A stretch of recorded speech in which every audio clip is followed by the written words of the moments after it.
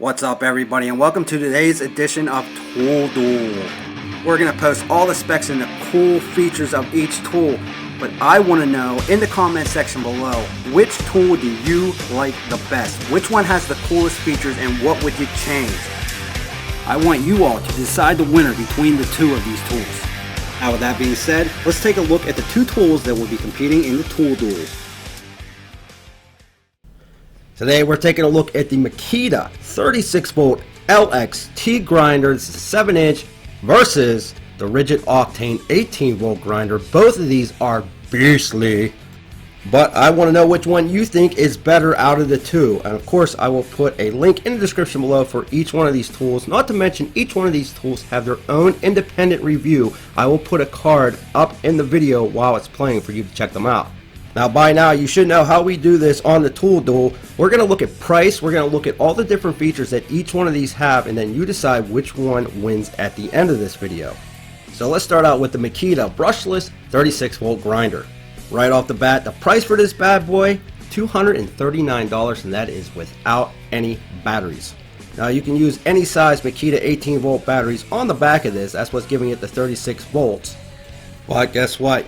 You cannot use only one. You have to use two batteries at the same time to get this to operate. Now what I really like that they did on the grinder right here is they added a little bit of protection for those batteries. You can see that little cage down there. Yeah, if you drop it, you might be okay. You'll also get two guards on this, pretty heavy duty as well, and very simple, no tools at all needed to change that. And as far as it goes with the handle, you can put it on the left or the right side, doesn't matter if you're right or left handed. Really simple to do, just twist off and twist back on. Now on the Makita, again, no tools to take off those discs. All you gotta do is push that button right there, it locks it up. I really like how Makita did it. Very simple to push that button down. See, it's grooved out right there. RIDGID, a little bit harder. Now this thing has tons of power, more than enough to grind, to cut, whatever you need to do with it. All you gotta do is get this thing up and running, is push that little paddle right there for safety, and then push down on the trigger and it starts it right up. Now as far as the brake goes on this, 4.5 seconds to stop that disc from spinning. And believe it or not, with the two batteries in here, only 11.4 pounds for the grinder itself. So really not that bad at all. Much lighter than the RIDGID actually is. But again, really like that roll cage right there. Helps protect the batteries if you drop it. Now the RPM on this, 7,800 RPM. Now as far as it goes with the length of this thing, you're probably looking at about 22 inches in total. Really not that bad considering the RIDGID is a lot bigger than this grinder. I'll show you that here in a bit. But very simple to use. You pop those batteries in and it is ready to eat whatever you put in front of it. The build quality on this thing is just absolutely monstrous. But again, the downside, you have to have two batteries running this at a time. You can't just put one in and expect it to turn on for you. It just won't do it. And really, at 11.5 pounds for this grinder, it's really not that bad considering the RIDGID is a lot heavier. We'll talk about that here in a bit, but just a solid build, very simple to use. It's actually really sleek. That brake stops immediately after you let go of that trigger right there. Check it out. And as far as it goes with the arbor size, you're looking at 5/8 of an inch. Now, even though it is up for you to decide who wins this, I will tell you when it comes to the guarding, I like it a lot better on the Makita. Very simple to do. Of course, it's keyless on both, but all you got to do is flip that latch, turn it to where you want it, and then close it up again. So there you go. That is the Makita Brushless LXT angle grinder. But we're not done yet, because now we're going to put this up against the RIDGID 7-inch Octane grinder. Another beastly grinder for you guys to check out.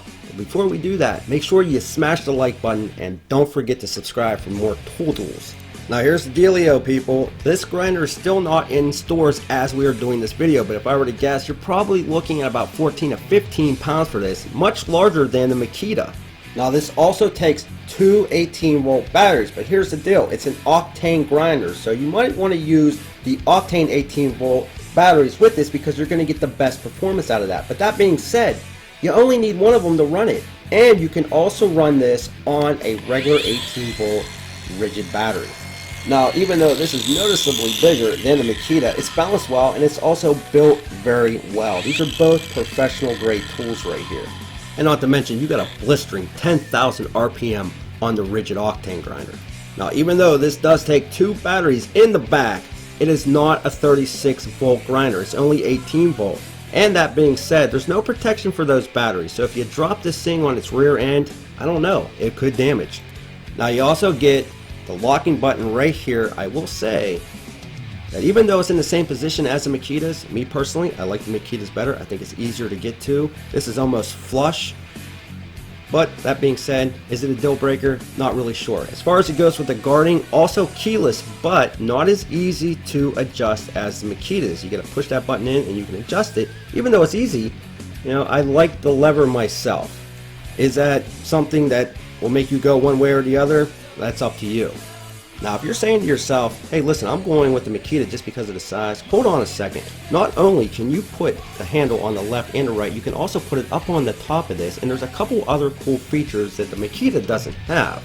So let's talk about turning this on. Very simple. Again, you got that large trigger, you just push up on that safety and pull down on it. But check this out, you got that little button right here, and by the way, there's your vent. This little button right here. This might be the deal breaker for you all.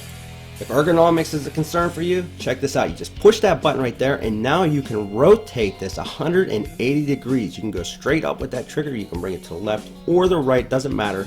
It's a little bit of a pain to get to, but once you do, you push that button in and then you can rotate it to any angle at 180 degrees. Tell me that's not cool. So now you don't have to worry about twisting the wrist. All you got to do is push that button, twist the actual base of this, and then it will line up to where you need it to be, and go ahead, grind, cut, whatever you need to do. That's something that the Makita does not offer. Now one other thing I do want to point out is that the Makita's brake is a lot faster than the Ridgid. You're looking at about up to 4.5 seconds to stop the disc from spinning on the Makita, where the Ridgid, it spins up to about 7 to 10 seconds, so definitely a lot quicker on the Makita.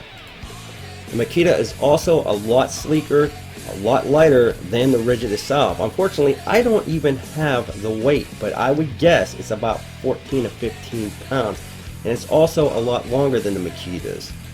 Now, even though it's heavier and a little longer, it has a little bit more functionality than the Makita's does. I really like how you can swivel that base.